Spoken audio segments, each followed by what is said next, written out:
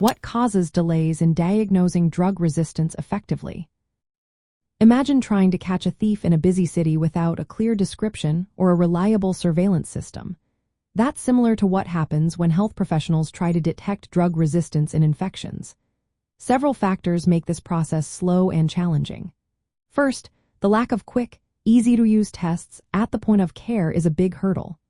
Most traditional tests requiring sending samples to specialized labs, which can take days or even weeks.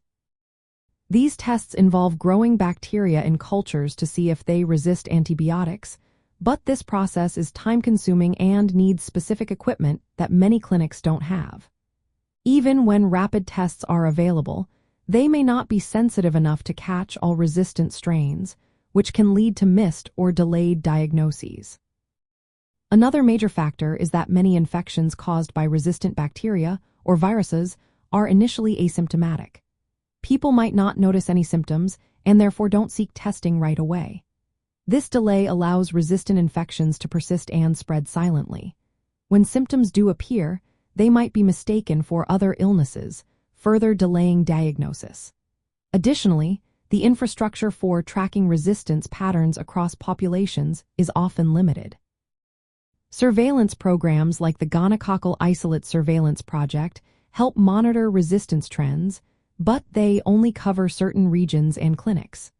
Without widespread surveillance, resistant strains can spread unnoticed until they cause treatment failures. Overuse and misuse of antibiotics also play a significant role. When antibiotics are prescribed unnecessarily or taken improperly, bacteria are exposed to drugs they can develop resistance against. This makes infections harder to treat and complicates diagnosis, because resistant infections may not respond to standard treatments. If a patient does not complete their full course of antibiotics, resistant bacteria can survive and multiply, further complicating detection. The complexity of resistance mechanisms, especially in bacteria like gonorrhea, adds another layer of difficulty. These bacteria can develop resistance through multiple pathways, and detecting all of them requires advanced molecular tests that are not always available in routine clinics. Changes in sexual behaviors and epidemiology also influence how quickly resistance is detected. Increased STI rates, new sexual practices, and the use of HIV pre-exposure prophylaxis can affect the spread of resistant strains. While regular screening in some populations helps catch resistance early, others may not be tested often enough, leading to delays.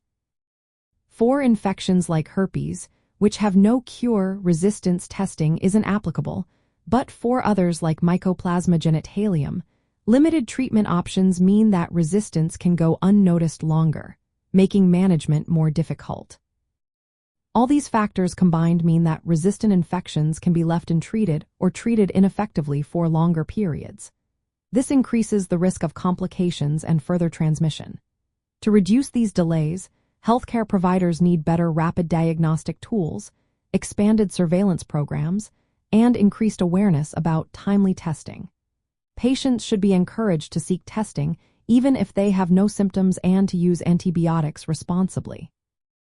Ultimately, early detection of drug resistance is key to effective treatment and controlling the spread of resistant infections.